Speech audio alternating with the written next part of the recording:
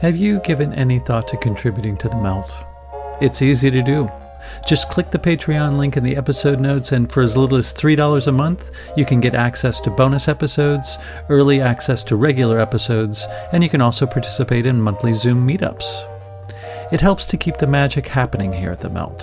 So I encourage you to karmically entangle yourself with the Melt today by subscribing monthly for less than the price of a container of goatee wax, or a prosthetic pinky, or a half stick of DMT butter, or an inflatable casket, or the shrunken head of an Atlantean supermodel, or a woolly mammoth's merkin, or a crystalline replica of Baba Yaga's hut, or a capsule of Sasquatch dander.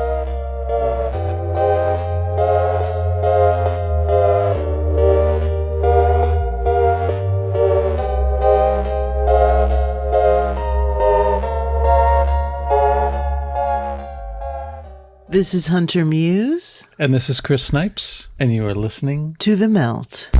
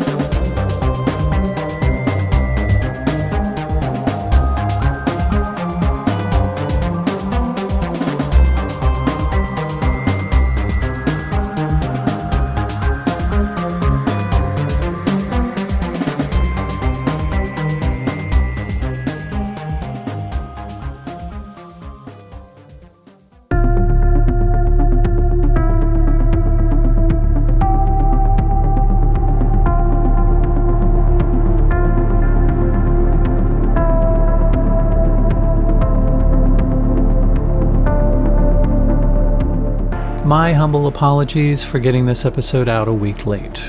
If you only knew what our household has been through the last couple of weeks, you'd understand.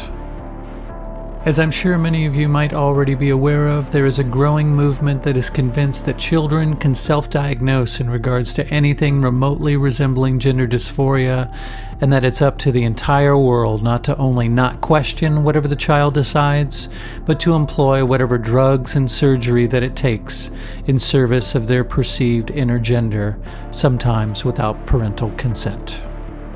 Whereas I care little about the decisions and results of whatever some confused adult decides about however they want to perceive themselves and what actions they deem fit to attempt to align their perceptions with their physiology, it's a different thing altogether when we're allowing young children to make decisions that they will feel the irreversible repercussions of for the rest of their lives.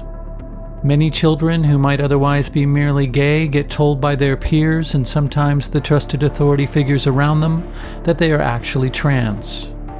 This can then lead them down a long road of gender reassignment surgeries, lifetime reliance on pharmaceuticals, and medical castration or sterility that robs them of the ability to ever develop into a naturally mature member of their biological sex should they ever decide to change their mind. It is the worst kind of child abuse under the guise of woke ideology, and anyone who dares even to question it is publicly shamed and sometimes robbed of their children because of it. Today's guest, Billboard Chris, is a Canadian father who has decided to spread the word about this epidemic of absolute insanity in a fashion that is exempt from any sort of cancellation, by putting his message on a sandwich board that he wears and takes to the streets. I start off the conversation by asking Chris how it is that he came to this topic. Yeah, so my name is Chris Elston. I go by the nickname Billboard Chris because I started off a campaign last year in September of 2020 with a billboard in Vancouver that said, "I love J.K. Rowling." I got this idea from the wonderful Posey Parker in the UK, who put up a similar poster at the train station in Edinburgh. And it got taken down the next day because some people on Twitter complained. And I just got tired of all of our speech being canceled. And I'd been learning a lot that year and a bit in 2019 as well about the harm coming to kids. People are trying to transition kids physically to the opposite sex, which I think is totally insane in the first place. But when you dig into all of the medical procedures and the side effects and all the harm coming to children, it becomes very quickly apparent that this is the biggest medical scandal affecting children. And JK has spoken out about this. JK Rowling has spoken out about it, which is why Posey Parker put up that sign in the first place, also to do with women's rights. But I've got 2 little girls. They're 9 and one just turned 12. So they were 8 and 10 at the time I started this campaign. And I just became aware of all this harm coming to kids. And I'm getting a little bit older. I'm in my mid-40s, and I didn't want to look back at my life and say I knew all this stuff was going on and I did nothing about it. Because what are we here for? Are we here to make money and have a big house and a pool or something?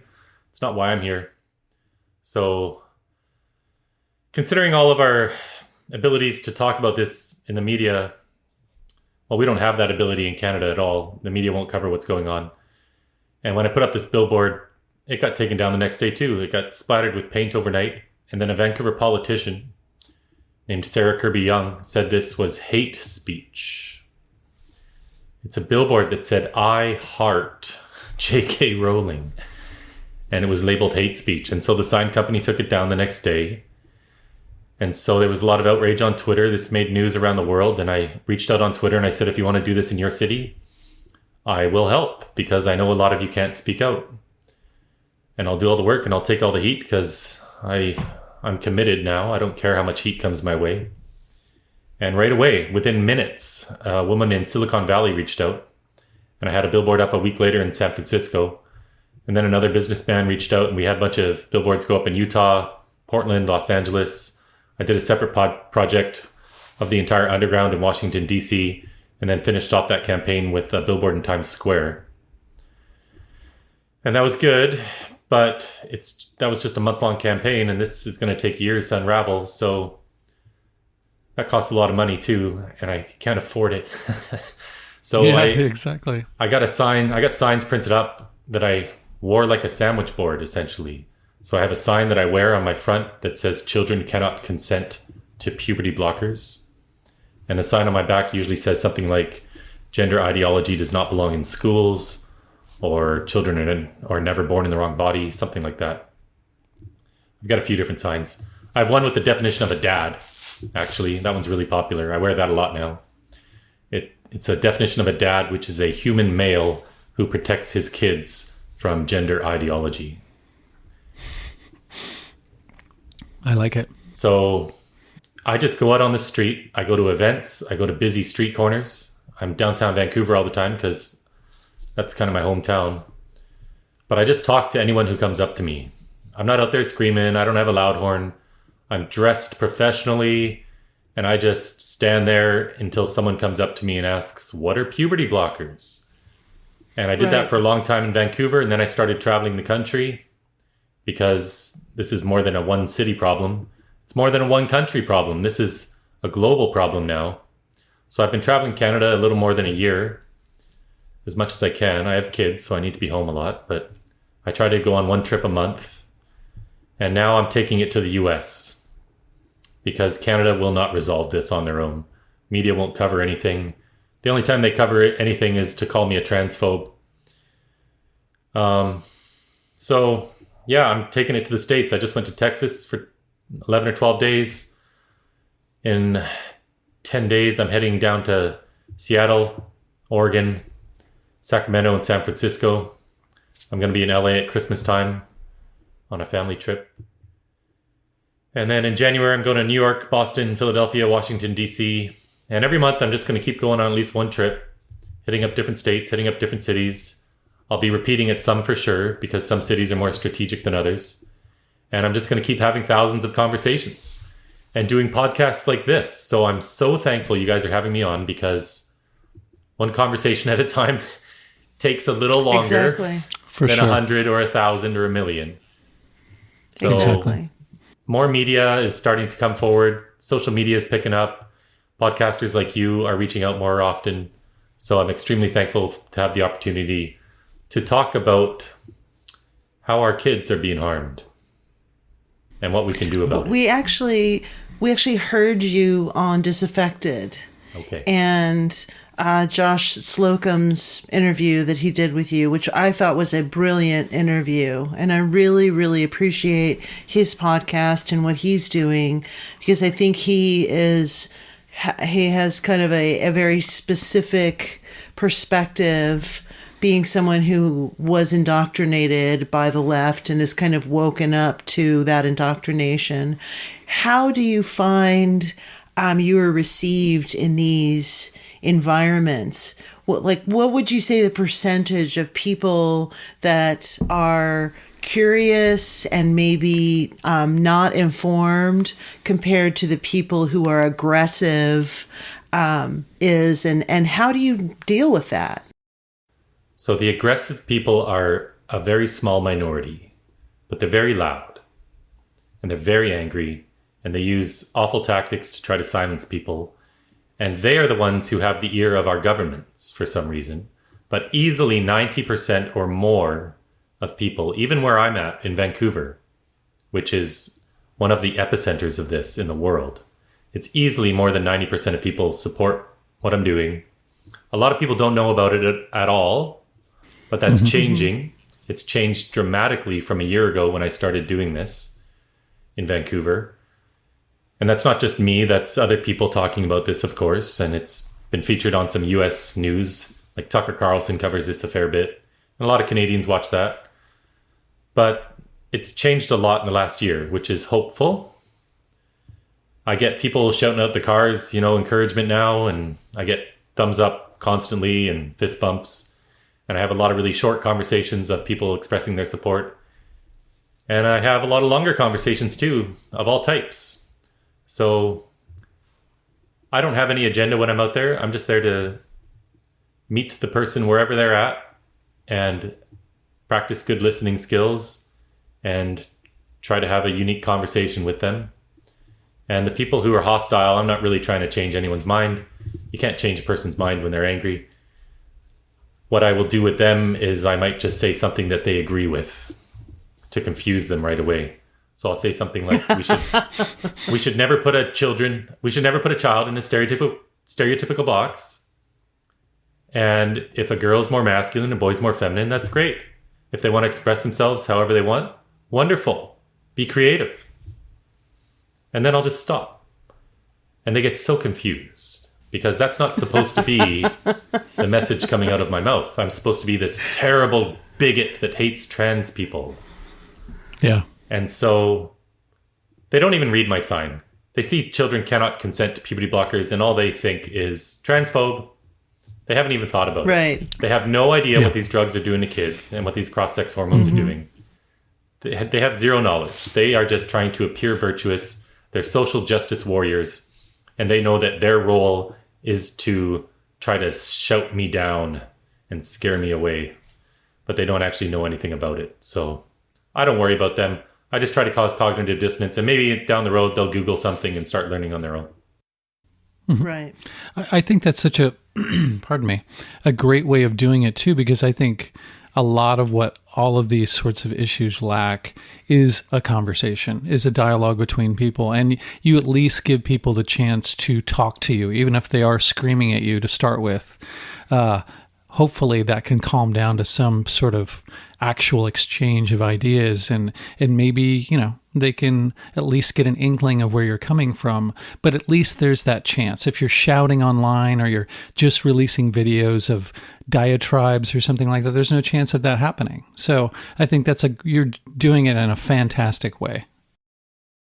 Thank you. I try to be as calm as I can because there's no point getting angry out there. And I think it impacts people more when you are calm and you are polite and you take all the abuse and the assaults and stuff. I think it moves other people to action. On a flight one day on the way to Toronto, I watched Gandhi, the old Gandhi flick from 20 years ago. And, sure. I try to channel what he's doing a little bit because he was peaceful, nonviolent confrontation. And he took his licks and he just kept going and being peaceful like he was and just never stopping ended up inspiring millions of people. So I'm not trying to do that. I'm just trying to have one conversation at a time. But I am also trying to get some other people going a little bit. I think the interesting aspect of that is that if you maintain your center and you're calm when you're being approached in such a vitriolic, negative way, it really diffuses that energy because you're not meeting that energy. So you're not becoming more aggressive when someone reacts towards you aggressively. It kind of shows where that person's at, not where you're at. And in some ways you can help that person to kind of calm down because you're not reactionary. You're not getting up in someone's face who maybe is getting up in your face. Do you feel that ever there's a pivot or a shift in these people's energy? I did hear in one a clip that Josh played that it did seem like the person kind of lost that fervence that they had.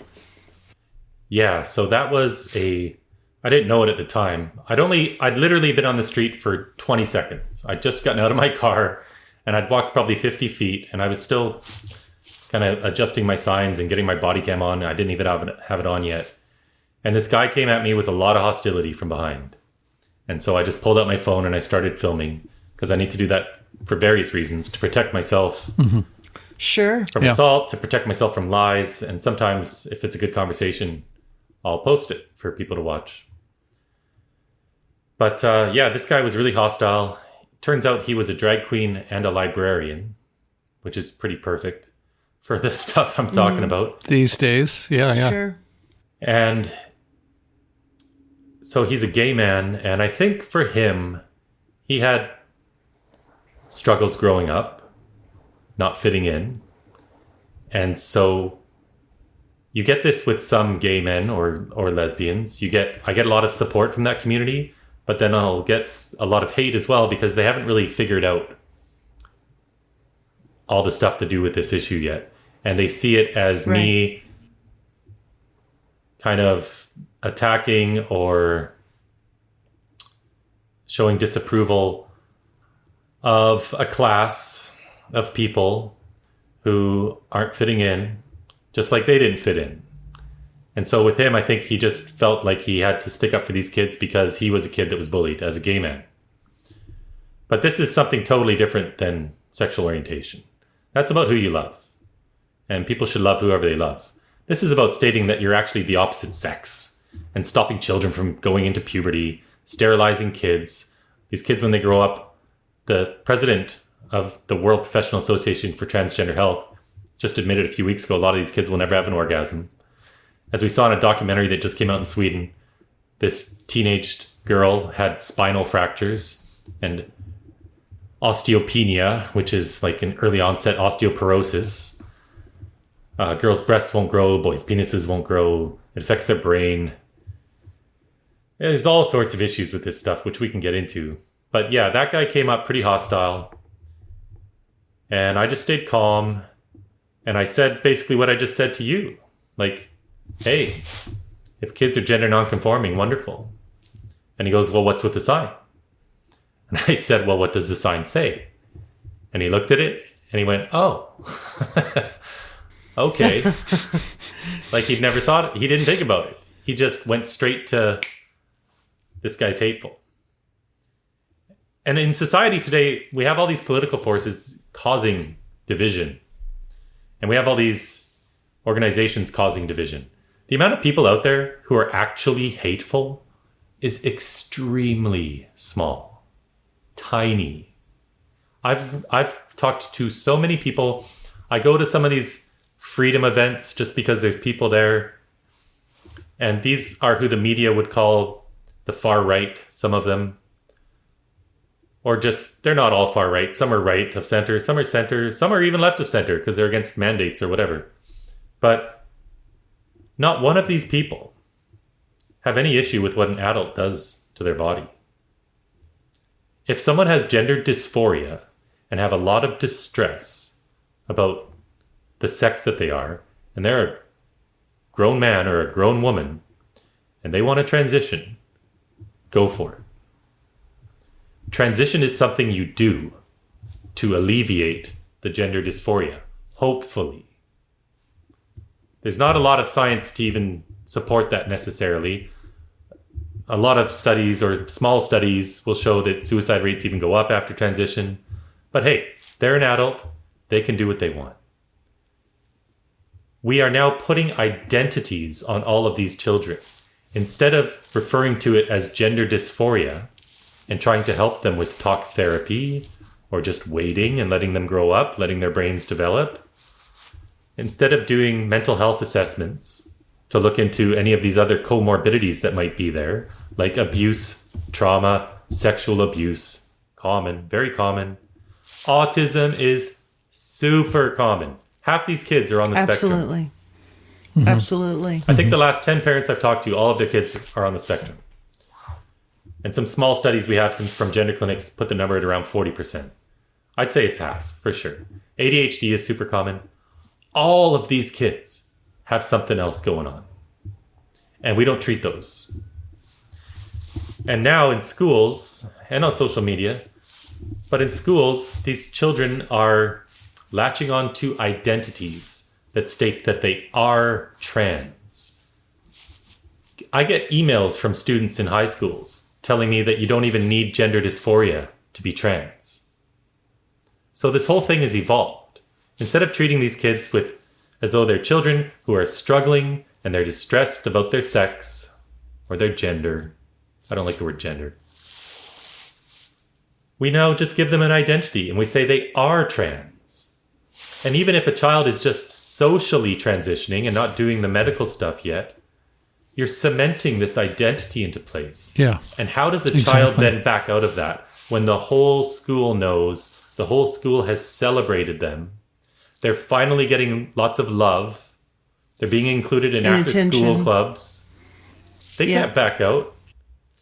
And to be really trans, they're going to end up medically transitioning. But you get entire peer groups. You get 3 girls who are all friends, who grew up together, who never felt this way, who all come out as trans. You get a girl who's masculine and her peers are telling her, oh, you're actually trans. And then they start questioning it. Because they're kids. They're little. They don't know anything. They know some things, but they haven't been in the, they haven't grown up. They're 12, they're 11, they're 13. Like, what do they know?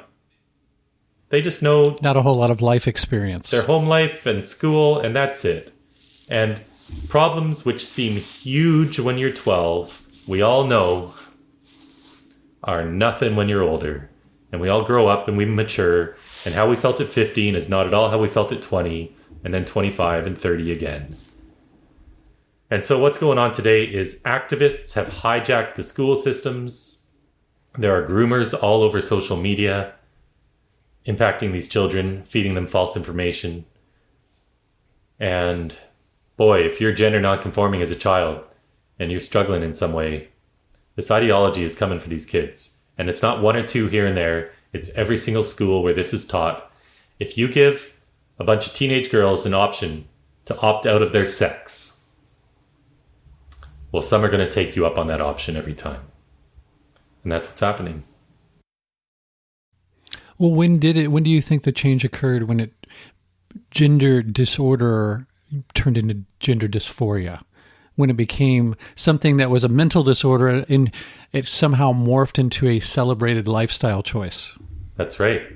So in 2013, the DSM-4, the new version came out. In the DSM-4, it used to be gender identity disorder. Mm-hmm. In 2013, it changed to gender dysphoria in the DSM-5.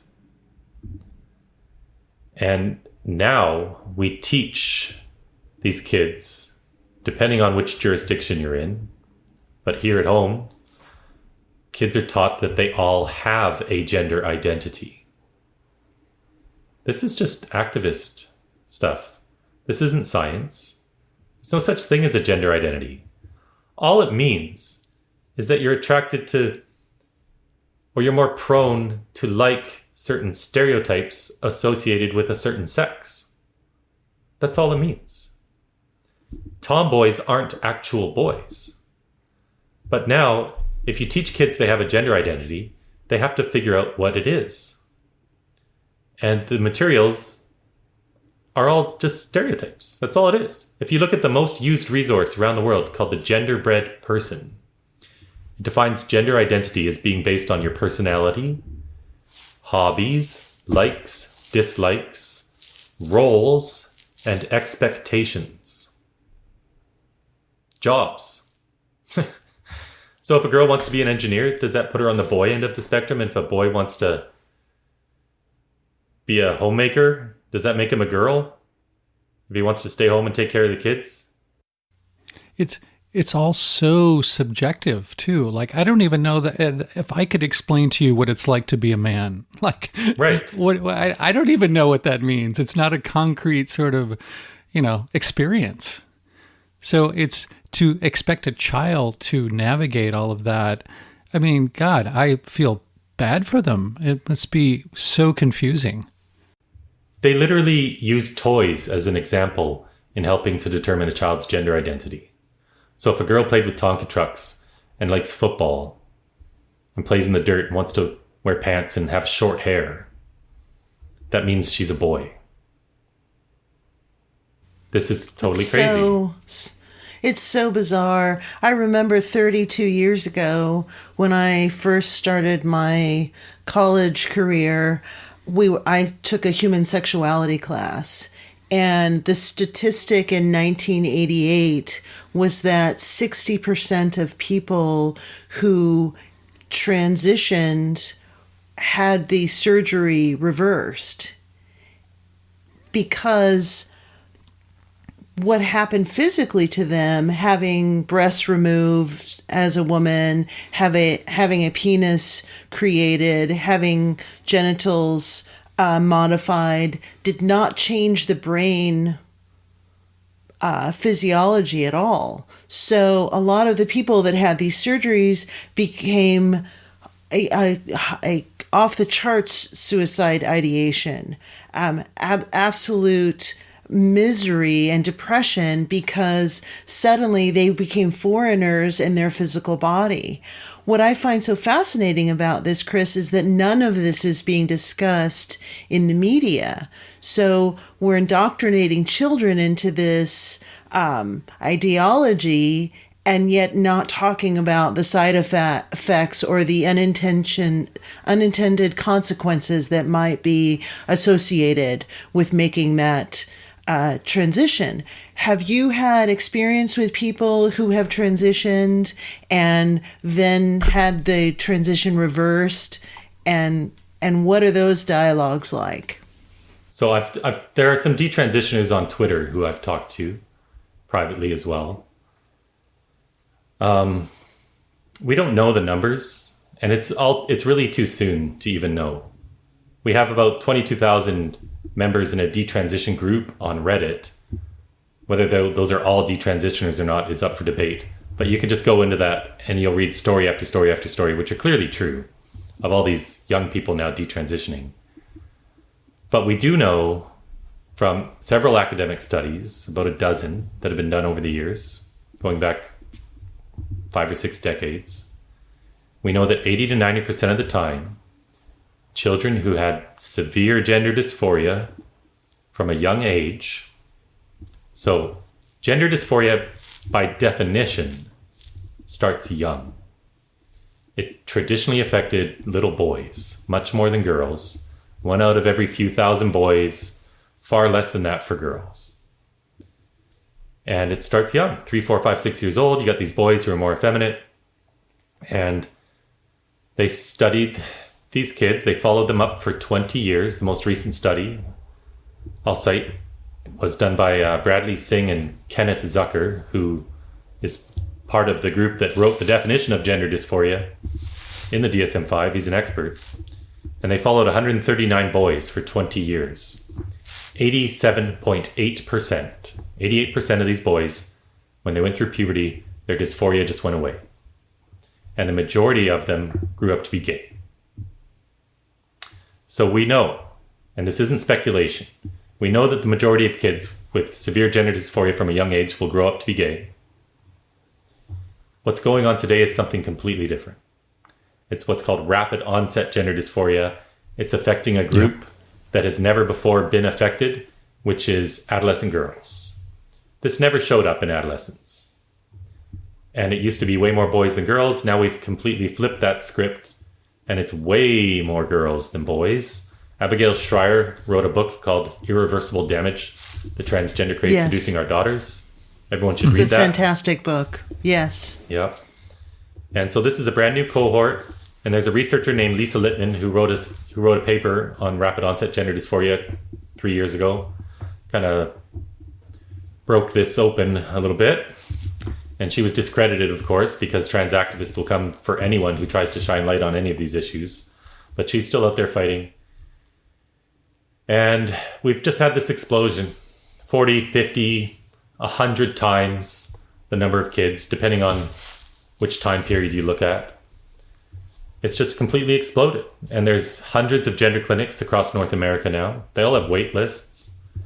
There's over 40,000 girls on GoFundMe trying to raise money to cut off their breasts. It's every country in the world because you have a ton of money behind this. This is organized. This is organized. But there's no stigma to being gay. There's no stigma to being a lesbian. That's kind of outmoded thinking now. It's very trendy to be homosexual. So why take it to this level? Why is that necessary?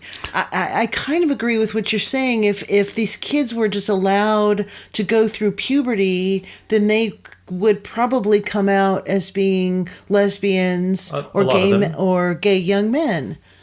Yeah, a lot of them would. But this new thing going on,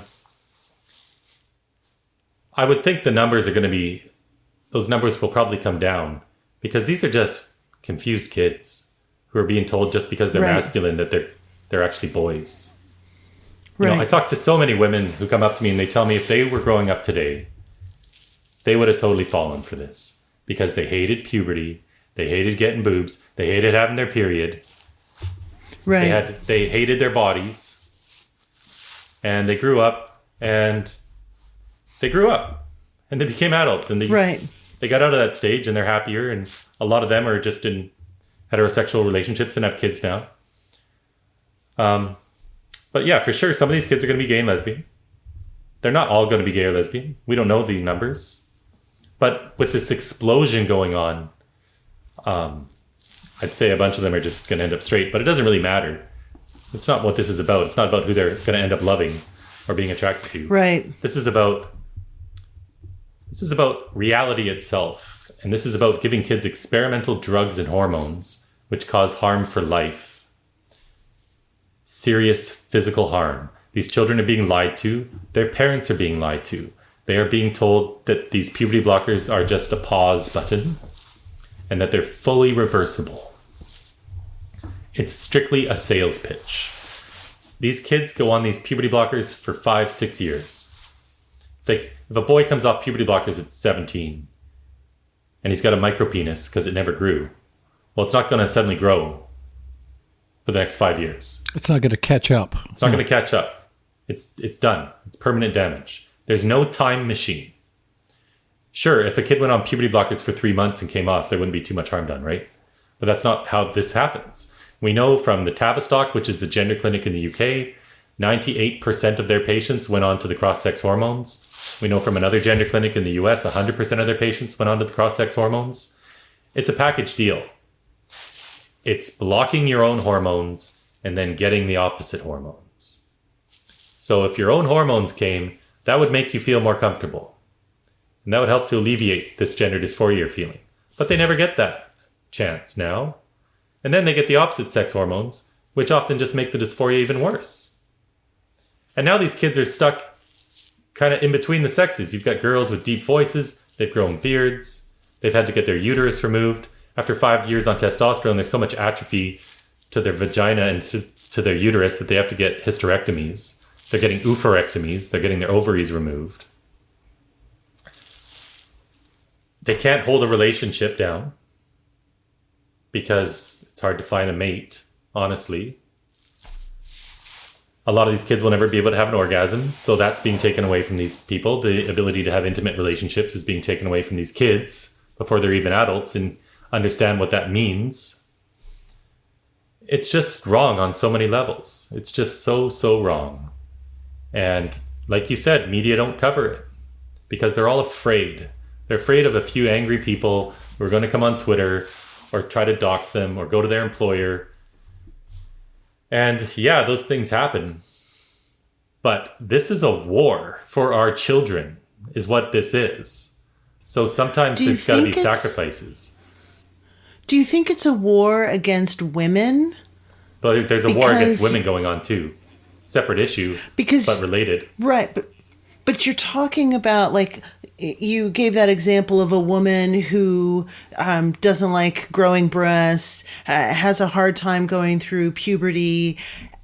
I think that's kind of the sales pitch that young women are given, is that these are horrible things that happen to women that you have to deal with, when it's actually kind of a amazing part of our development, being able to go through this part of your life cycle. So to some extent, it seems like it's the defeminization of women and creating this kind of third reality, in a sense, where you're not a man, you're not a woman, you're something else that's kind of replacing the necessity for women. Yeah, I mean, women's rights are under attack when we talk about what's going on with adults, because governments are introducing these self-identification laws all over the world, which mean that any man can simply declare that he's a woman and now he's a woman. He doesn't have to do anything to transition. So obviously, in a world of nearly 8 billion people, 4 billion men, you're going to get some bad apples in that crowd. Even if it's 0.01%, that's a whole lot of bad apples. And when you take away all safeguards for women, well, we're already seeing it. They're taking it. You got bad men and mentally ill men taking advantage of this. But what's going on with girls, I mean, it's happening to boys too. There's more boys wanting to transition. But adolescence is a particularly tough time for girls. It always has been.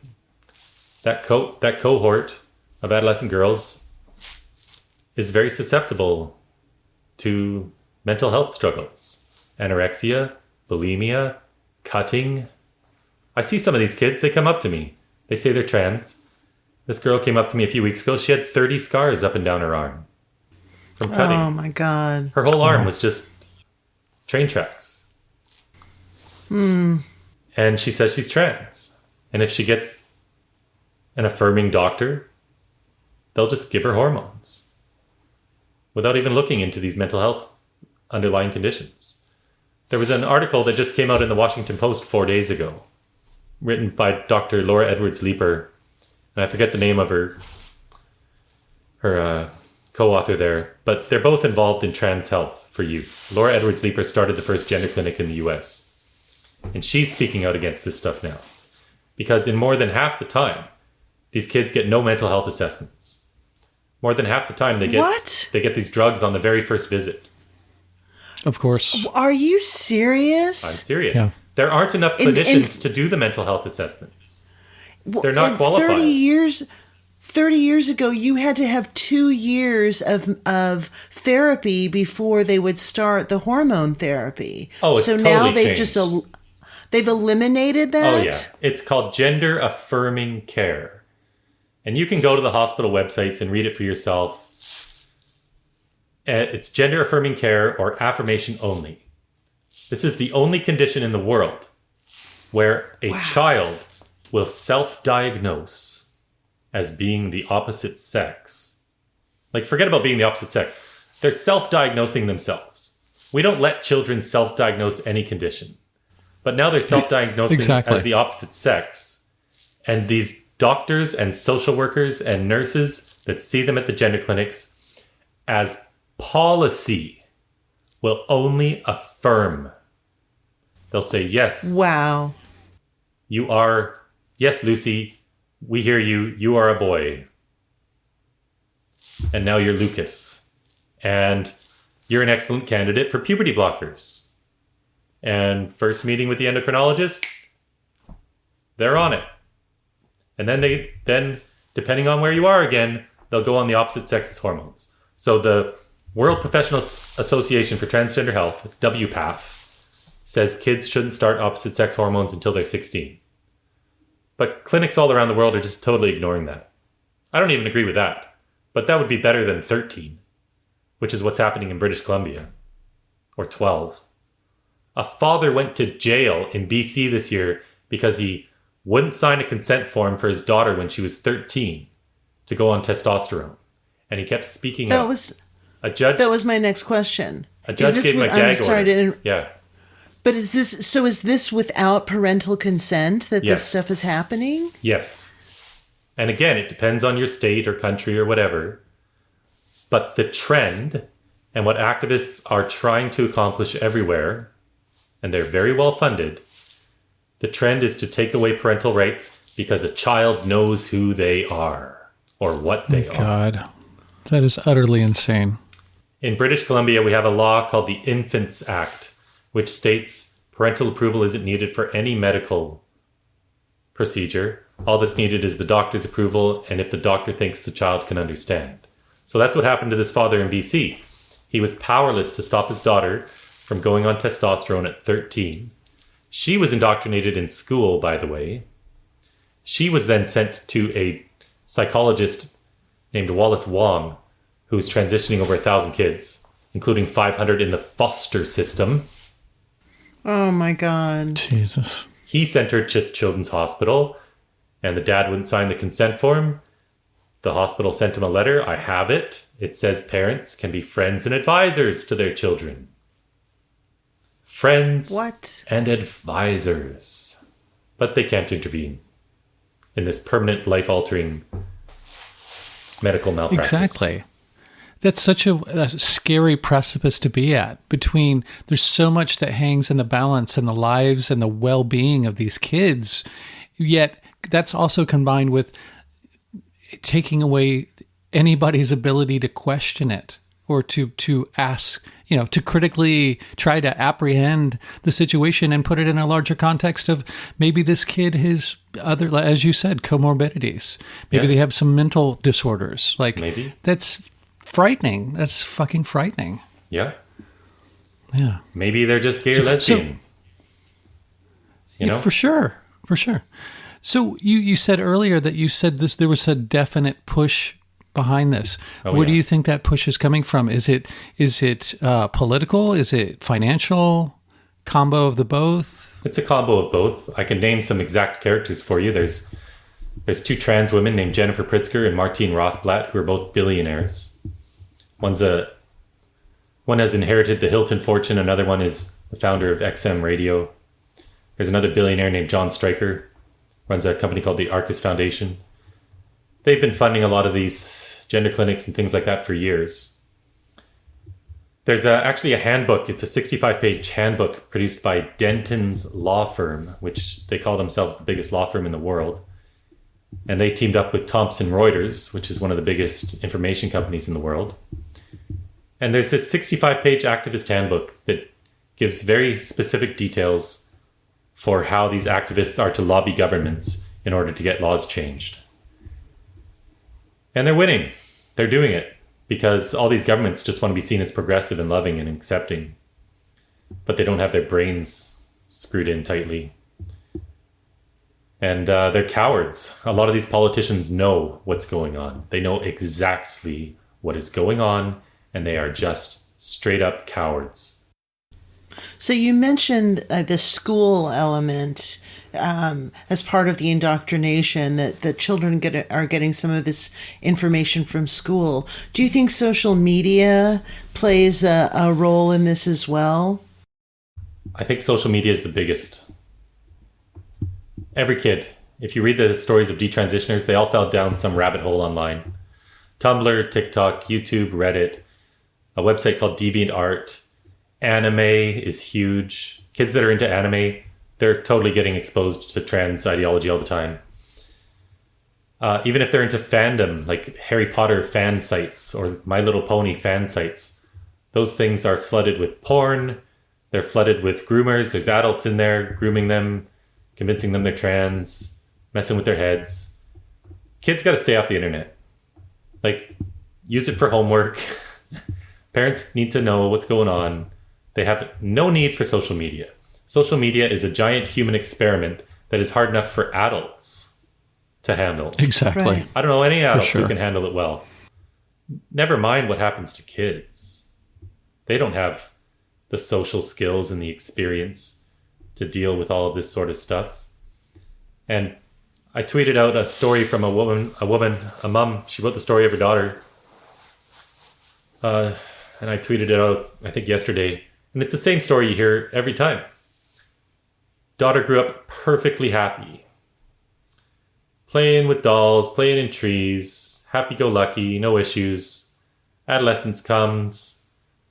In this case, COVID came, online learning, and she started getting her period, and she hated it, and she didn't like all the body changes that were happening, and she got mixed in with the wrong crowd online. And now it's difficult to get through to her, because these kids are also groomed to believe that their parents are dinosaurs and just don't understand. Right. And if kids have autism, it's a lot harder to get this thinking undone as well. Because they're more rigid about it. They're more black and white. Right. And right. So there's various reasons for kids with autism getting sucked into this. But then you have a double whammy when we come back to parental rights. So maybe your kid gets indoctrinated online, or in school, or just in the culture. It could be anywhere. They could go away for camp, for Girl Guides, and come back saying they're trans. Right? Because they've succeeded in getting this ideology into all these different institutions. But if a parent now doesn't immediately affirm their child, if they don't affirm their child's new name and new pronouns, the Ministry of Children, for their state or province or country or whatever, can take away their kid in a lot of these instances. I dealt with this with a mom in Victoria just a few months ago. She had to meet with the Ministry of Children.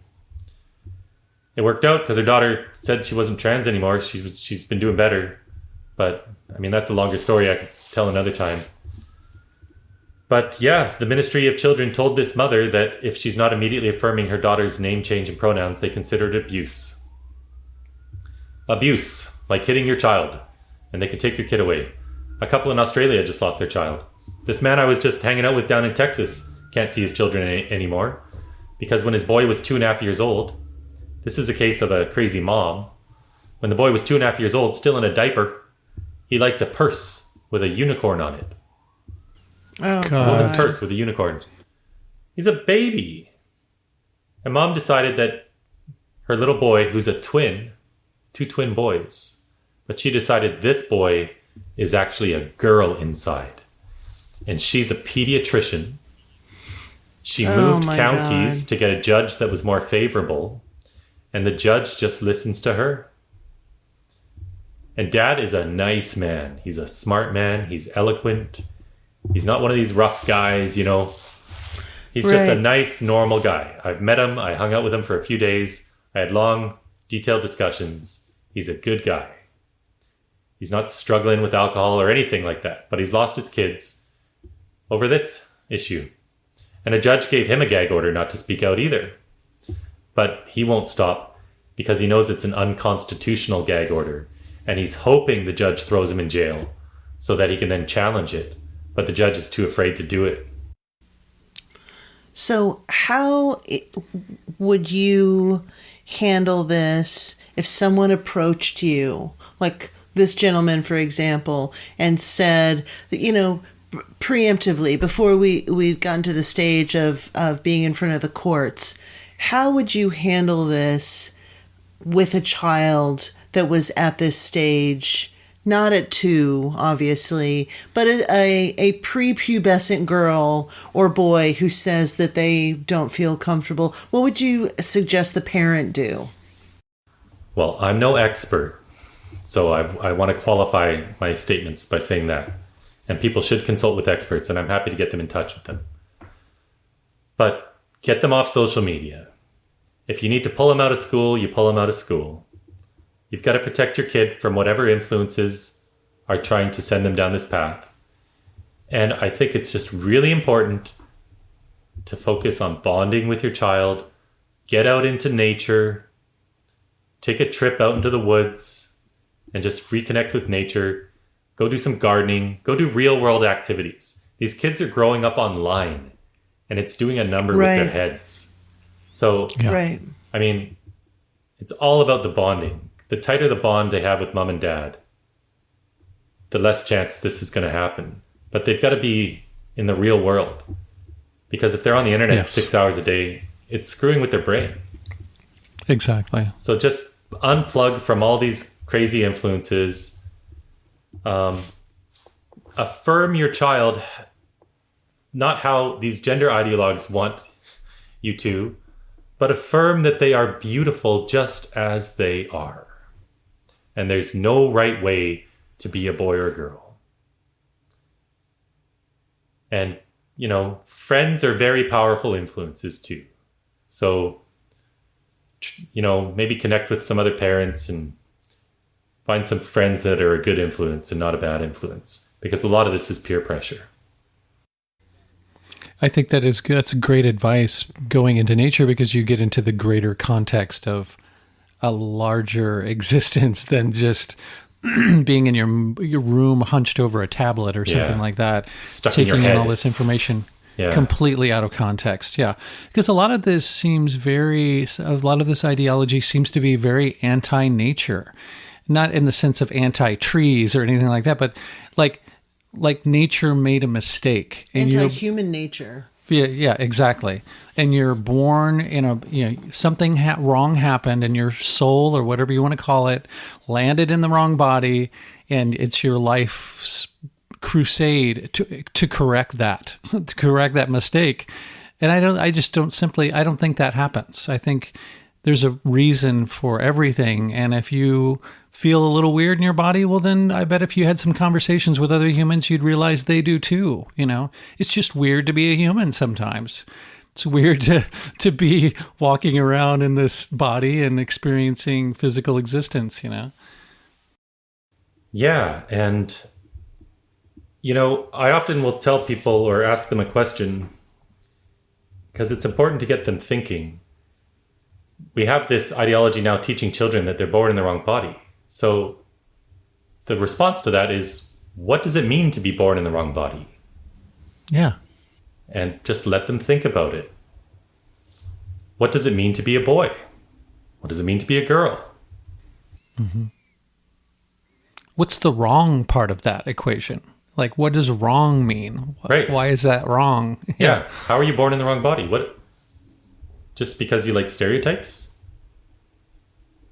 of the other sex? I mean, lots of girls prefer playing with boys when they grow up because boys tend to be crazier, you know, stereotypically speaking, but they are. My kids are getting bigger now, and we just had a 12th birthday celebration here a few days ago, and I can confirm that the house got a lot louder than when these girls were 6 and 7 and 8 years old. But for sure. But before that, all these years, all these other boys in my house, when the little boys come around, they kind of destroy your house, and the girls played much more nicely. But you know, right? You know, when my mom grew up, they didn't even have sports for women. Sure. They just had sports for boys, and you know, boys tend to play different stuff, and sometimes that's more fun. Like, great, play whatever you want. Who cares? There's no right way to be a boy or a girl. But, for sure. I hung out. Go ahead. Yeah. No, this whole ideology can kind of be summed up like this.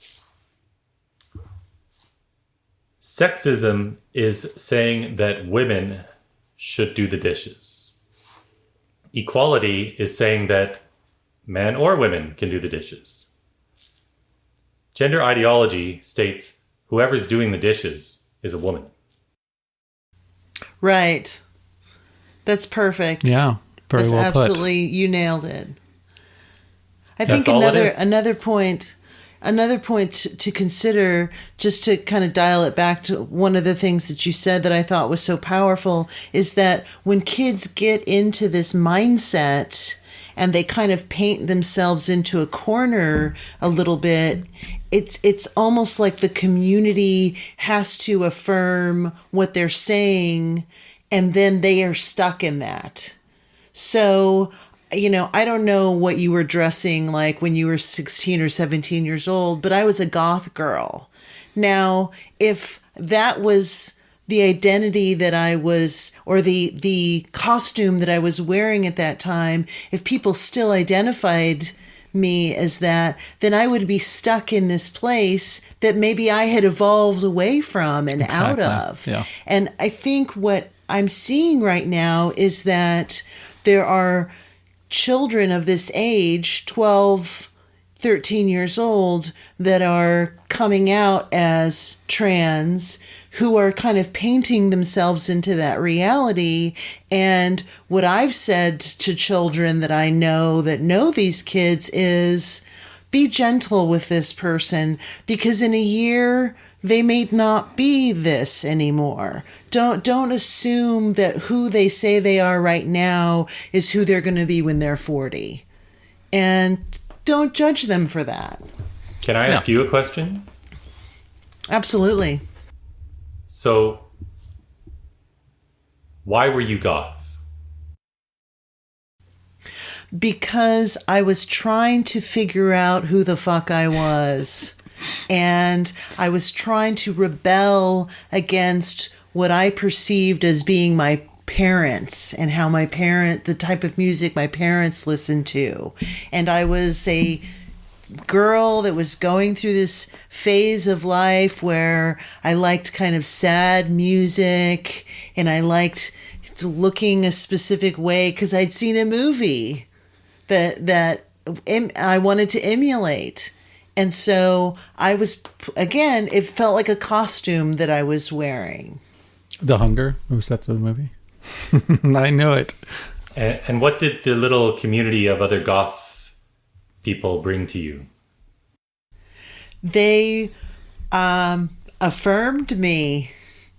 I felt that I had something. I grew up in Kansas City, and so you had the Future Farmers of America, you had country music, you had this very kind of like Midwestern kind of rock and roll aesthetic that was very common, or the preppy vibe was very common when I was growing up. And my way of distancing myself from that was being the polar opposite of that, which was all black clothes and wearing lots of eye makeup and really pale skin. And so I found a culture and a community and there was very few people in my community that dressed like I did. So we were kind of attracted to each other because there were few people who were doing what we were doing. Today's trans kids are your generation's goth in a lot of cases. Exactly. 100%. Exactly. They're not gender dysphoric. Exactly. They're just finding a community that affirms them during this time where they don't feel like they fit in. Exactly. And the only difference, Chris, is that no one was telling me to cut my breasts off. Exactly. It didn't involve surgery and a regimen of drugs. No surgery whatsoever. A lot of pancake makeup, and there was a lot of androgyny. There were people, gay boys having sex with girls and girls having sex with girls, and there was none of this identifying yourself as I'm a lesbian, I'm a transsexual, or I'm a bisexual. People were just sexual, and I think that was part of that pubescent development, was trying to kind of figure out who you are in the world. So there wasn't this larger agenda of you have to be this. So if you have sex with a gay boy, that means that you are a lesbian, or that means you're this. It was just people were just people. We were just sexual beings who were having sex with other sexual beings. I sometimes make the point, and people kind of get it right away when you word it like this. I'll say to people, how is it that for the first time in 200,000 years that humans have been on this planet, right at this very point in time, this little pinprick of time, we figured out that a pharmaceutical company helps a kid to be their authentic self. Yep. Wow. Go figure. Wow. Oh, synthetic drugs that stop your body from developing and cutting your breasts off and becoming infertile. Using pharmaceutical drugs to find your authentic self. How did we evolve so inauthentically through hundreds of millions of years that we now require pharmaceutical drugs to be our true self? It's totally nuts. It is. And there's money behind this. Nuts. It's money and it's ideologues. It's got all the hallmarks of a cult, except maybe it's lacking a cult leader. But once you dig into the money behind this, those initial guys are really the cult leaders who have been spectacularly successful with money and with fear tactics at instilling this new ideology all throughout society. And people don't try to understand it because they don't want to be seen as being a bigot. And fear is a very powerful motivator. If people are going to get in trouble, they just clam up. So everyone's clammed up.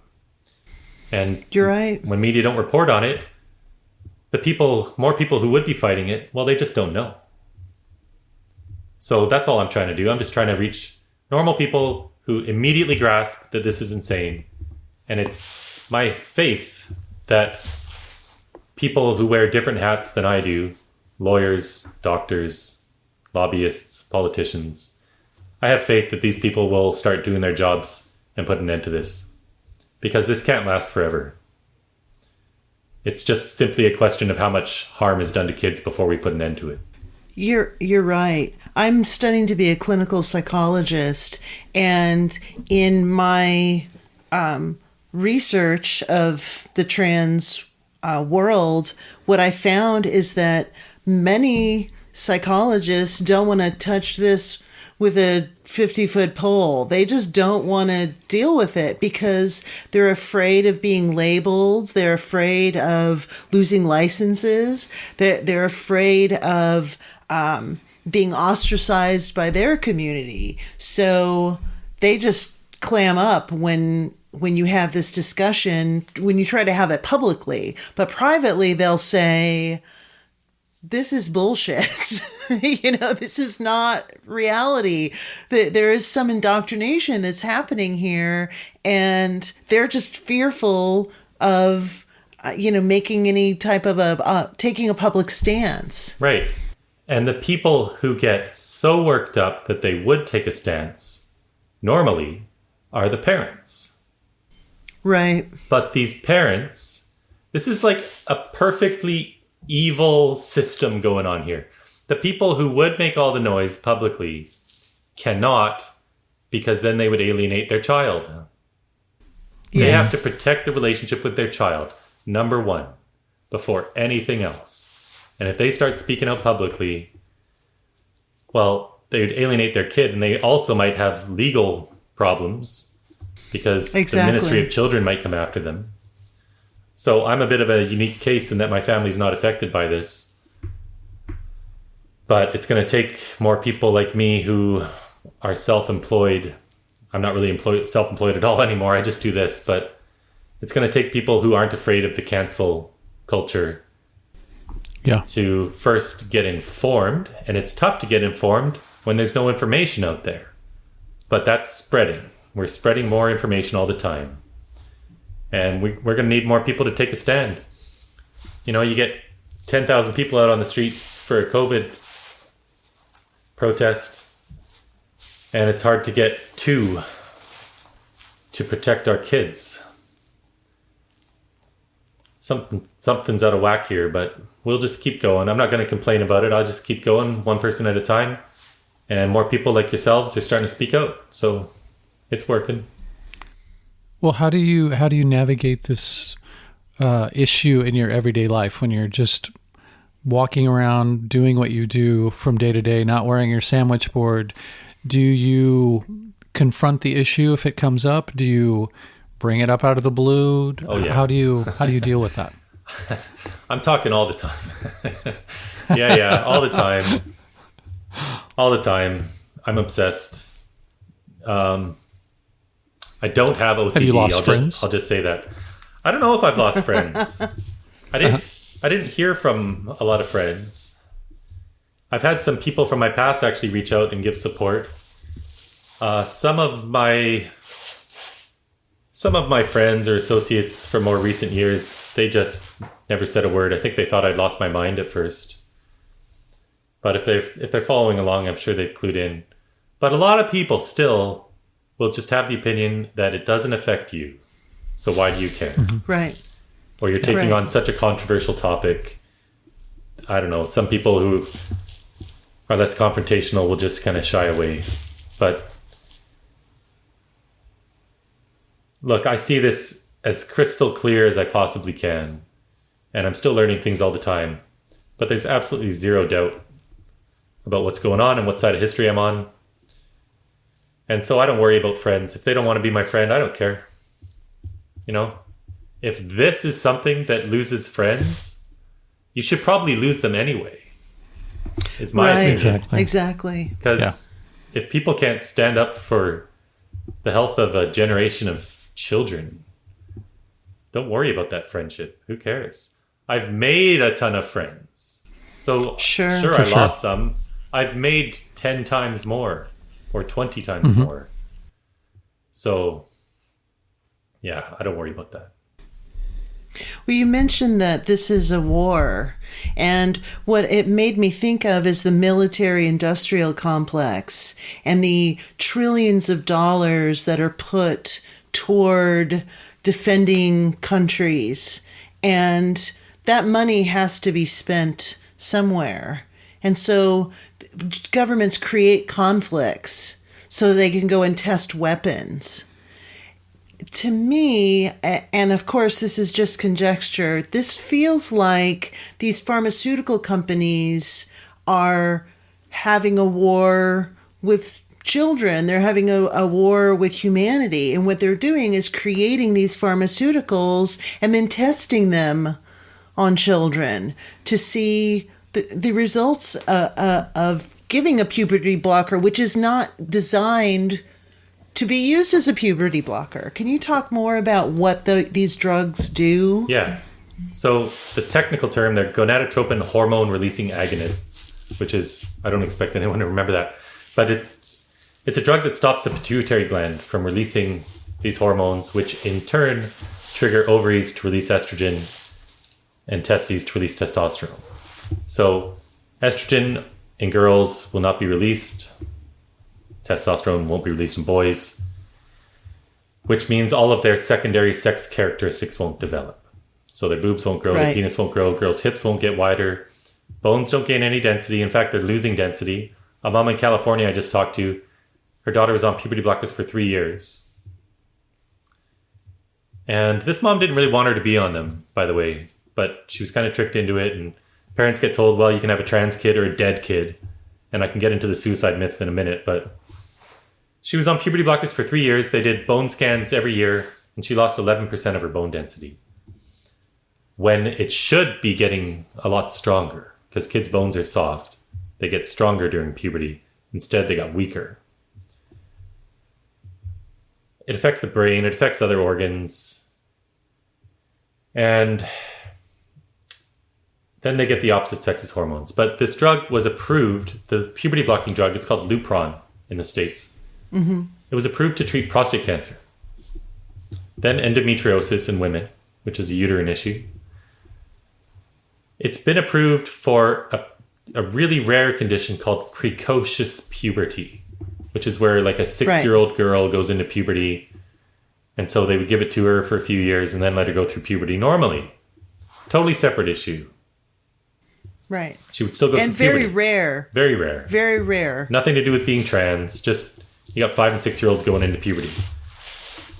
So you're still messing with Mother Nature, and I don't know how I feel about all that, but it's a totally different circumstance. But what happened in the 90s, some practitioners in Holland and Amsterdam gave a single girl this drug off-label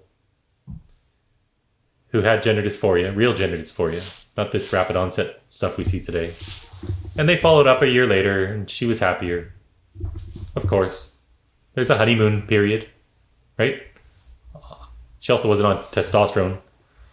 But there's a honeymoon period, and testosterone itself produces a honeymoon period because it takes away anxiety. It's going to redistribute some fat, which girls are going to like. Their periods are stopping, which they're going to like. But life is a long time. It's not just a year. And so, anyway, this drug's being used experimentally, off-label, just because it stops puberty.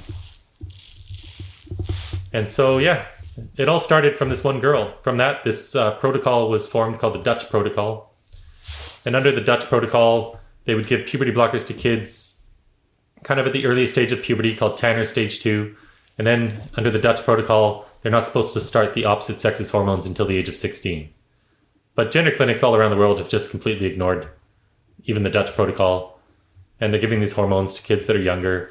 They're not doing any mental health assessments, which should be done according to this protocol, but they're not doing them, and they can't do them because they don't have the manpower to do it. We're talking about tens of thousands of kids wanting to transition. You would honestly need every single mental health practitioner in the world to devote all of their time to gender dysphoria to do proper mental health assessments on these kids over a period of time. So it's just not possible. And it takes years. It takes years to do a assessment of this, to really be thoughtful about it, to do it to the degree that you would need to prove that someone truly has gender dysphoria. That's right. But activists have succeeded in just getting this belief that children know who they are, believe children. If a girl says that she's a boy, she's a boy. Well, how nuts is that? She's not a boy. She's never going to be a boy. She's a girl. She might have gender dysphoria, and if she does, we should treat that. But she's not a boy. And everyone's afraid to say the truth, which is that men can't be women. Girls can't be boys. If an adult wants to transition because they want to, they're an adult. That's their choice. They can do whatever the heck they want with their body. And I hope it makes them feel better. And I've got nothing but love for these trans people who are adults, as long as they're not trying to take this to kids and screw up kids' lives, and as long as they're not trying to impact women's rights, like we're seeing today. Different issue. It's a little related, but, you know, just live your best life. Like J.K. Rowling said in her famous tweet that was decried as transphobic. Live your best life in peace and security. Love whoever you want. But stop firing people for believing in biological sex. It does seem like you talked about these billionaires that are funding these clinics. It sounds like they are in cahoots with these doctors who want to do the transition surgeries and the pharmaceutical companies. Huge money. For a sex reassignment surgery in the States, it's like $100,000. And they're doing these every day. These doctors are making this much money every day. I don't know how many surgeries they do in a day, probably a couple or something. But they're making huge coin. A lot of this is covered now by insurance companies, but insurance companies won't cover detransition. So if a girl has had her breasts cut off and wants to get breast implants, that won't be covered by insurance. I'm telling you, activists have been at this for a long time, and they have so much money behind them. I think $450 million is spent in North America every year on LGBT causes, but that's almost exclusively, 99% now, is on the T. And it's extremists. Right. It's extremists who have taken this over. A lot of transgender people are not okay with this. I should specify that. I get a lot of support from transgender adults. And even some of the older kids who had gender dysphoria for a long time and had to go through multiple assessments for many years before they started on this. They support what I'm doing too. But it's this brand new wave of affirming a child the minute they come out as transgender. And now we even have governments passing laws to ban conversion therapy. And they define conversion therapy as helping a child to feel comfortable in their birth sex. Well, I know in the Middle East, it's illegal in some countries to be a homosexual. And so the government will pay for the transition so that someone can become, a man can become a woman so that he can have relationships with other men as a woman. That happens in Iran, where it's illegal to be gay. The penalty is death. So they either flee the country or they transition. So it's literally transing away the gay. This is still a gay man, but now presenting as a trans woman. So they've transed away the gay. But that's what's happening. And I don't call children gay or lesbian, okay? We shouldn't be focusing on sexuality and sexual orientation of children.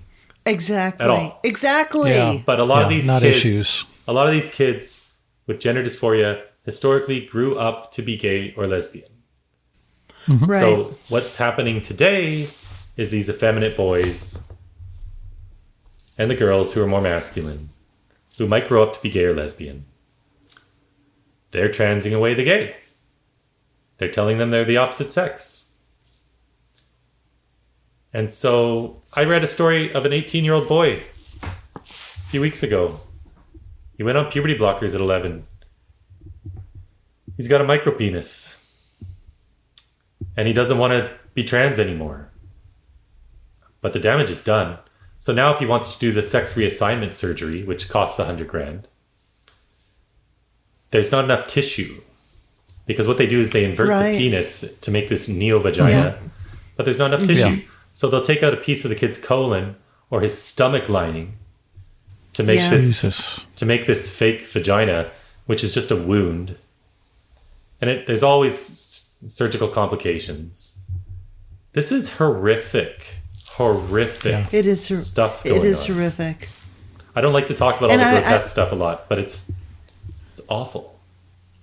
Yeah. But I wonder how many medical malpractice suits are filed by people who have gone through the transition surgery and those have just been settled out of court because they don't want the publicity. I don't think there's been a lot of them. I think there's the consent forms and the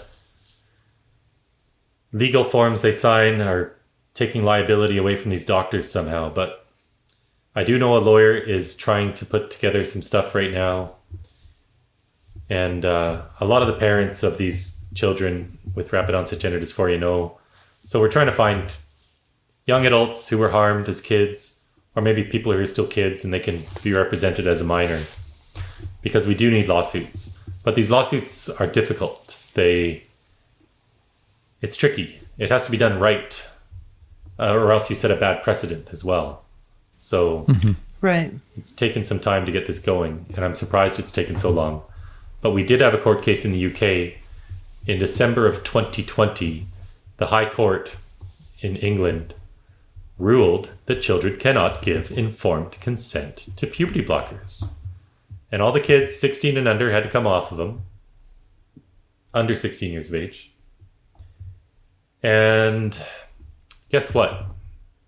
So there was an appeal a couple months ago, and they actually lost the appeal. So now kids can go back on these things again. But it should be going to the Supreme Court. It was just a technicality. In the original verdict, they said that for kids who are 16 and 17 years of age, they would need court approval to go on these drugs. The appeals court basically ruled that it's not a judge's place to determine what medical practice should be going on, which I agree with. Right, because he's not a physician, or she's not a physician. Yeah, I agree with that. But the problem is the doctors are ideologues. They're total ideologues. Right. They're cult members. And they're going to do this to every child without mental health assessments even. But the original ruling, all the points of it are still completely valid, which is children can't give informed consent because they're not able to understand how this is going to impact their future sexuality and relationships. They're not able to understand the long-term impacts of testosterone, all these long-term health effects. And we don't even know the long-term information to do with these treatments because it's so new. So I point this out all the time. At the BC Children's Hospital here in British Columbia, the consent form states right on it, we don't have the long-term information. So if we don't have the long-term information, how is it possible for anyone to give informed consent, let alone a child? Yeah. This is impossible. This is just reckless medicine. The wild, wild west of medicine.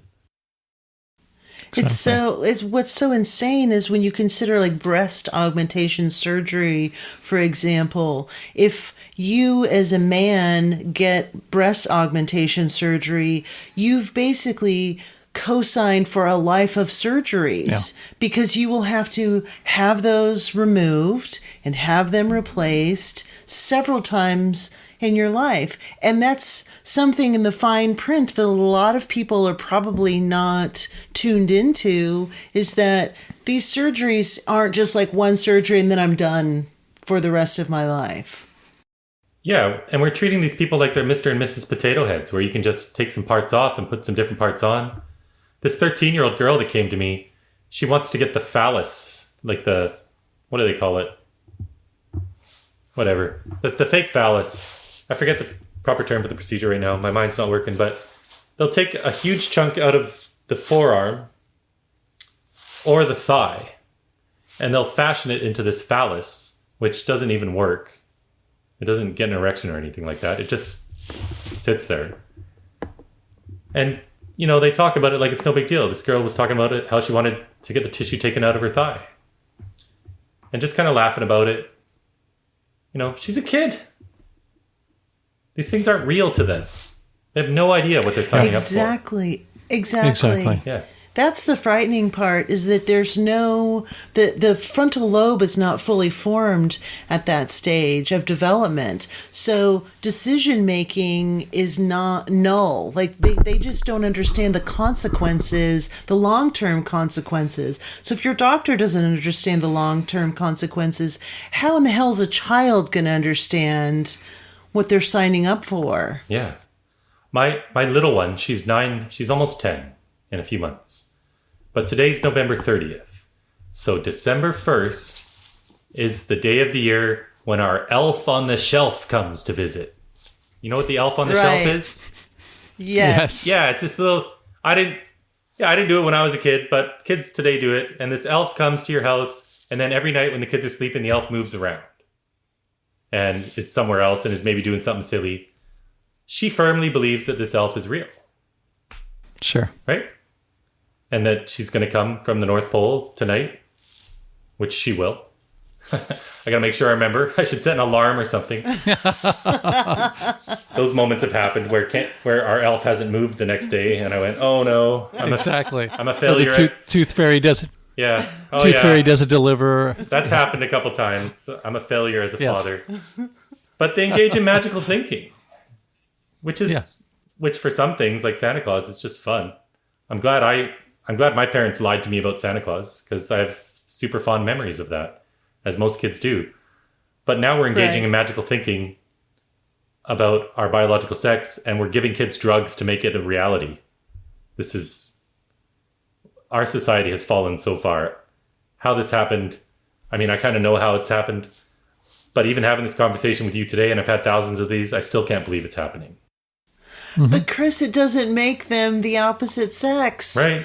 That's the mind fuck, is that you can take puberty blockers, but that's not going to make you whatever sex you don't feel you are and you want to be. It's not going to happen. Yeah. So that's where the depression and the suicidal ideation come in, is that they get the surgery, they have the puberty blockers, and they're still not it's still not enough. It still doesn't change the ADHD, the autism, the depression, the other comorbidities that have perhaps influenced this mindset. And you talked about the suicide myth earlier. Right. Tell us a little bit more about that. Okay. The number one objection I hear almost every time is that if you don't let kids transition, they'll kill themselves. And these people quote a 42% suicide rate as though it's a fact. Right. It's totally not a fact. Yes. So here's the deal. Suicidal ideation is higher among this cohort. It's higher after they transition too. There is no evidence at all, because it doesn't happen. There's no evidence that shows if you don't let kids transition, they'll kill themselves. We know this for a few different reasons. We've been on this planet for a couple 100,000 years, and kids weren't killing themselves when they weren't able to be the opposite sex in humanity's long history. Okay? This was never a thing. When the Tavistock stopped giving puberty blockers to these kids a year ago, it was almost a year that kids couldn't get puberty blockers there. There should have been this wave of suicides from all these kids that now weren't able to get puberty blockers. We didn't hear about one. Not one. And I know if any activist parent, if any kid had killed themselves and their activist parent was involved in this stuff, they'd be all over the media screaming bloody murder that the high court decision killed their kid. Because all the media would love to run with it. There was none. There are no studies into this that support it. It's strictly a lie, and it's the most despicable lie because they're weaponizing suicide in order to harm these children. This psychologist in BC, Wallace Wong, who's transitioning over 1,000 kids, he gave a talk at a library, Vancouver Public Library, the big one, where he said he coached kids and the parents that were there that if they weren't getting the drugs and hormones they want quickly enough, he says, pull a stunt. It works every time. Say you're suicidal. Because then they will give you the drugs right away. Jesus. And kids are coached online to say these exact things. They're not even suicidal, but they're coached to say it because they know that it works. What reality are we living in? I mean, that is mind-blowing. I have the transcript. I can send it to you. It was all recorded. Unbelievable. That's insane. Well, and I know that some people are going... My mom was a probation officer in Texas, and she dealt with people with mental illness. And a huge swath of the people that were her probationers were pre-op transsexuals. Many of them would go to Mexico and they would self-medicate. So they would go and get hormones illegally, and the rate of suicide of people that she was dealing with statistically was outrageous, but it was not because they weren't able to get the transition therapy or surgery. It was because they were taking hormones without the benefit of medical supervision. Right.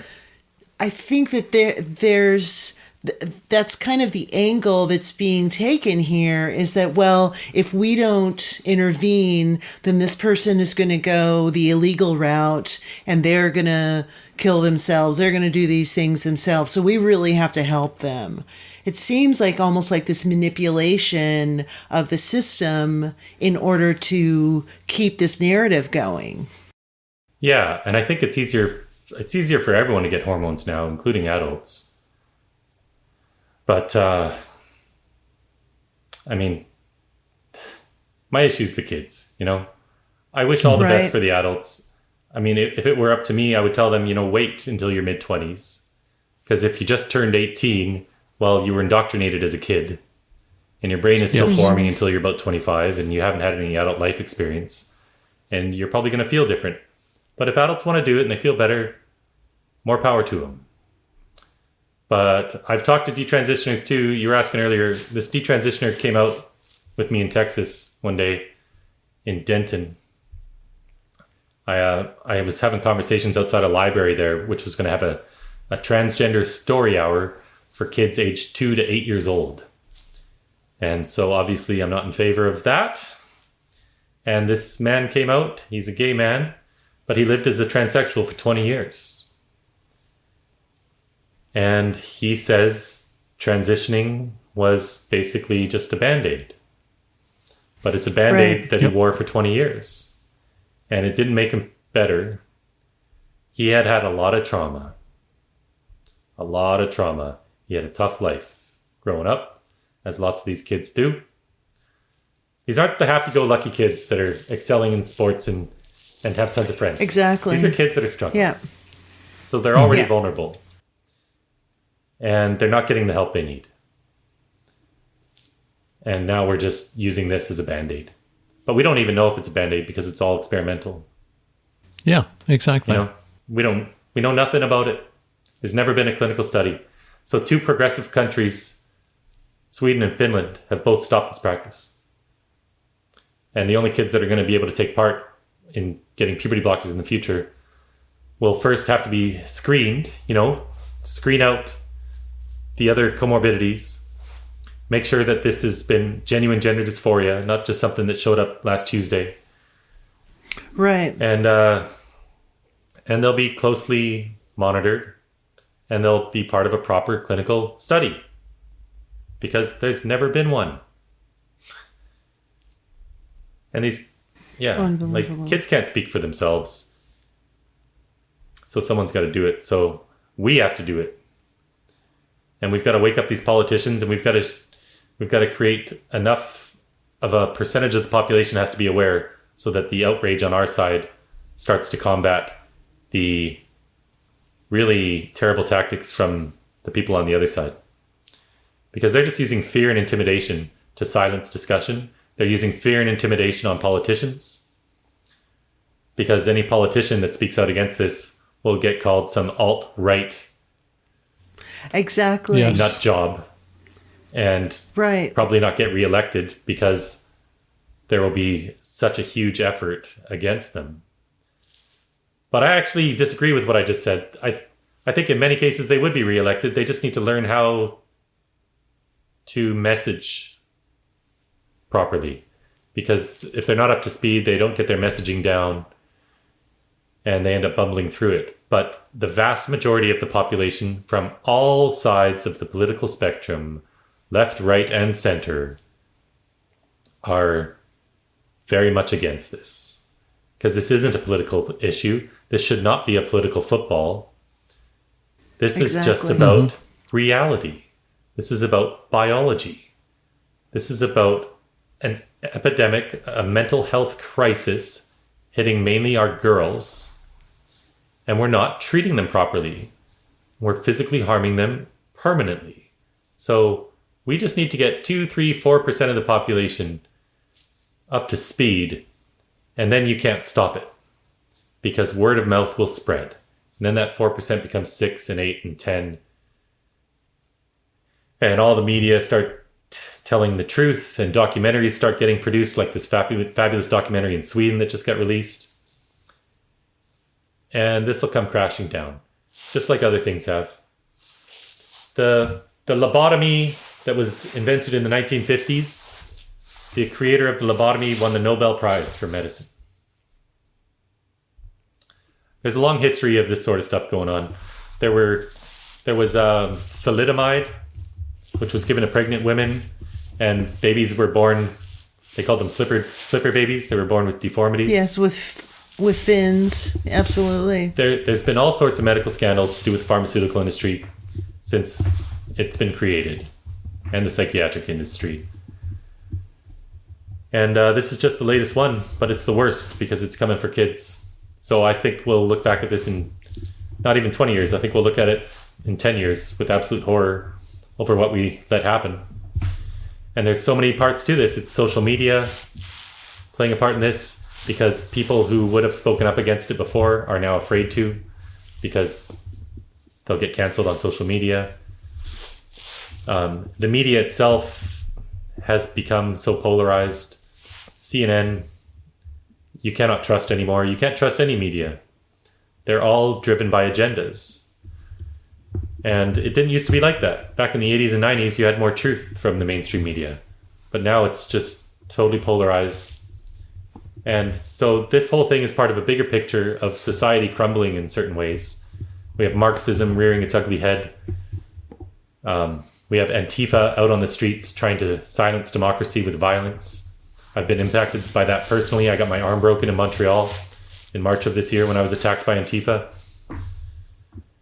And I'm not going to let them stop me, because if we let them stop any of us, then they win. And we can't let them win, because this is too important. So if I have to take a few broken bones here and there, I'm going to do it, because I don't care. I just got to make sure I don't get shot. That's the only thing I'm afraid of. But I'll be careful. Start wearing a flak jacket. Yeah. Do you have any security or people that come with you when you go out in public? Sometimes people come out with me, and I've got tricks up my sleeve about where to go and things like that, how to make it more safe. Don't go out at 8 o'clock at night on a Friday night where people are drinking. It's a bad idea. But if you're around a legislature in the middle of the day where lots of people are, there's security there already. So you can take advantage of that. You can do things safely. But I would like to hire security sometimes, but I can't afford it. I'm going into debt doing all of this. I still have to get my last trip paid for, but I'm going on another one soon. So I would say if anyone wants to help, they can go to my website, billboardchris.com. And there's a donate button there.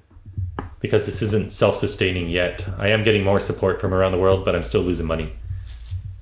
And I'm not trying to get rich. Any money that comes in just goes right back out towards creating awareness. So this is my mission. And if someone wants to help, I could certainly use it. Can you name that documentary that was released? I would love to follow up on that. So it's in Swedish. And my Swedish isn't so good. But if you go to my Twitter right now, it's kind of one of the top tweets, and I'll retweet it again. It's called, well, it's in Swedish. It's Mission Investigate. That's the name of this documentary company. They call it the show Mission Investigate Trans Children. So Mission Investigate Trans Children. It's in Swedish, but there's English subtitles. And this Fantastic. This is the fourth in a series. There had been a big break between the third and the fourth one. But this one's all about puberty blockers and the harm they're doing. It's outstanding. And I should say also, coinciding with when this documentary came out in Sweden, that's when the amount of children wanting to transition fell off a cliff. Because people became aware. Interesting. Wow. It's exactly coincident when this documentary came out, the amount of kids showing up at gender clinics started to go down. Is this something that you can find on YouTube, or how would you go about locating it? Yeah, I would just do a Google search or go to my Twitter, at Billboard Chris. Okay. It's right at the top of my Twitter right now. And people can always send me a message. On my website, I have all my contact info there. I'm not hiding.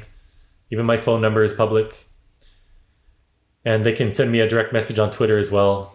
I've also just started up other social media accounts, but I just did that today. Because Twitter has a new rule. We're not allowed to post media of people on the street without their approval or anything. Even though it's public. Even though it's all public, you can't even post a picture or anyone or anything. So a lot of these videos I take on the street, I'll have to have express permission, which I always get anyway for the nice conversations. But when people are hostile to me, sometimes I would post those just to kind of educate people. But I'm not allowed to post those anymore. So I'm starting up other social media. That's Twitter for you. Well, exactly. Is there a website that you'd like to send people to? Yes, so billboardchris.com. Okay. It has simple. My Twitter feed is on there. It's got some basic information. I need to update it with a lot of my videos and podcasts because I haven't done that for a long time. But the basic info is there, and they can reach out to me. And I encourage anyone to please do reach out to me if you have any questions, because I'm just here to help. Fantastic. What do you think where do you think this is headed? You said that like in 10 years, we may look back at this with horror that we've done this. I really want because this is such a heavy subject. I want to find like the light at the end of the tunnel. So, the light at the end of the tunnel is 100% truth wins. This is too crazy to last. It is strictly a matter of having conversations and somehow getting these conversations on steroids so that more and more of them are happening. So when I go to different cities, especially in the US, more media are available there because they have conservative media. There's way more podcasters with big followings. I'm making connections with some of them. And that's just the work that I'm doing. But when I have conversations and when people read Abigail Schreier's book and all the other people that are talking about this now, when they have these conversations, it just keeps spreading. So it's really our job just to talk to people about this. I know it can be awkward, but who cares? Yeah, exactly. Normally, you'll find after that initial period of awkwardness where you don't know what the person's reaction is going to be, that they agree with you 100%. And by talking about this, we make it safe to talk about. So these conversations are going to keep spreading. More and more documentaries are going to keep getting produced. I'm producing a mini documentary with a woman down in the States. There's some camera people who are going to follow me around in LA a few days. But I want the focus of that to be detransitioners. I don't want any of this to be about me. I want it to be all about the harm that's coming to kids. So we'll get some interviews with them. But we need big documentaries to be produced. And they're coming. CTV, which is one of the main Canadian networks, actually had a little bit on detransitioners and the controversy over the medicalization of these kids. So that was huge. But word of mouth is just going to keep spreading. Lawmakers in the States are trying to stop some of this, but it's always a big battle. But at least the war has started now. We were just getting shelled mercilessly for years behind the scenes while these ideologues were forming roots and getting this into our schools and all of our institutions. And we were doing nothing but losing for a long time. And now we're fighting back. And so we're fighting back with the truth. And the truth is going to win. It doesn't matter how much money they have, the truth will win. They have to spend all that money to try to silence the truth. That's why they spend it all. Right. But so who funded... Yeah. I just very quickly wanted to ask you, because you said something very powerful about Dr. Wang... transitioning 1,000 children in a year. How was he able to do that with 500 children in the foster care system? Who is paying for those surgeries? So they're not all surgical. So he's a psychologist. His name's Wallace Wong. So some of his youngest patient, he says, is 2 years and 9 months old. So at that age, they're socially transitioning these children. They're telling these kids before puberty that, oh, you're not a girl, you're actually a boy. You were born in the wrong body, you have a boy brain. Then when they come to the age of puberty, then the children's hospital will put them on the drugs and hormones. So he doesn't do that.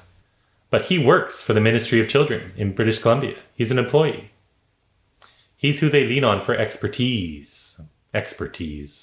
This guy knows that 80 to 90% of these kids would grow out of it. He knows those studies. But he transitions them all anyway. And because they're in the foster care system, they have no one to advocate for them. Yeah, so there's kids that aren't in the foster system, but about half his kids are in the foster system, and they get sent to him by the Ministry of Children. Half of those kids, so 500 kids in the foster system, about 250 of them will be Indigenous. Oh my God. Because statistically in Canada, 52% of all kids in state care are Indigenous. So just do the math. Half those kids are Indigenous. These are the most vulnerable kids who have just been given a bad hand in life. And then they meet this guy. This is evil. Wow. It is. Yeah. For a society that seems to worship science so much, this sounds like so much hocus pocus. I mean, it's just astounding to me. It blows my mind. Yeah, it blows everyone's mind. Yeah. So the good thing about It's this, insane. you guys learned some stuff today. Obviously, you already knew a lot, but we're always all learning more, myself included. I try to follow the psychotherapists and them who have podcasts and talk about what's going on with these kids. And I try to follow the detransitioners themselves because they get the best insight into how these kids are falling into this. But once you learn all this, you can't unlearn it. And it just comes up in conversations. And word of mouth is really the most powerful thing. And parents are the most powerful of all, because there's nothing we love more in this world than our kids. And when parents figure out that this ideology is coming for their kids, as they are doing now, you will see more and more of these school board meetings in the US where parents are outraged over gender ideology getting into the schools. You'll see more elections turning over this, like the election in Virginia, where the Republican governor won in an upset over the Democrat. That whole election turned over what was getting taught in schools. Because the Democrats said that it was ridiculous for parents to want to have a say in what their children were learning in school. Parents said, "Excuse me? What? Yeah. You work for us." Exactly. But this is how they think. You know, these people think that there's this movement to make kids essentially a ward of the state and not of their parents, because they're taking away our rights. And we'll see how much they can get away with before we vote out all these people and restore order. It's going to have to get worse before it gets better, I'm afraid. But it's going to get better. I agree. Shall we draw it to a close on that note? I think that's a perfect punctuation, Chris, to the dialogue. I really, really appreciate what you're doing, your efforts. You are an incredible father and human being, and I just applaud you, and I thank you so much for having the courage to do what you're doing. Absolutely. Because it's one thing to be a keyboard warrior and sit behind a keyboard and have an opinion. It's another thing to take your behavior to the street and actually stand for something. So I really thank you for this, and I thank you for your time. Absolutely. Thank you so much. Anytime. Yeah. Yes. I really appreciate you guys helping to boost this message. So thank you so much for having me. Our pleasure. And please keep in touch with us about your mini documentary. We would really love to help promote that and share that information. Absolutely. You got it. You know how to reach me. Okay. Thanks, guys. All right. Yes. Take care, Chris. Take care.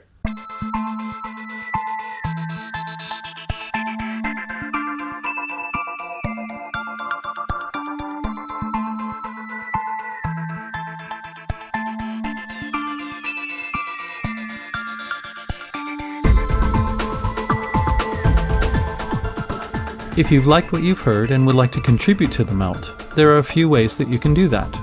The most tangible would be financially.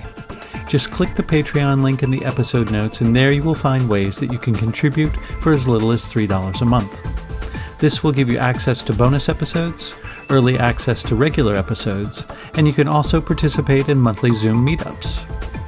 Contributing financially will also help make The Melt better, pay the bills, and help to make this podcast a full-time endeavor that I can fully devote my time to and provide you with more content. Another way of contributing would be to go to wherever it is that you subscribe to The Melt and give it a favorable review or rating, and this will help it to reach more people. You can also spread the word to friends and family via social media, email, or word of mouth. And lastly, if none of those options are readily available or appealing to you, simply send your positive thoughts and intentions. In an interconnected and quantumly entangled multiverse, these also go a long way. Thank you.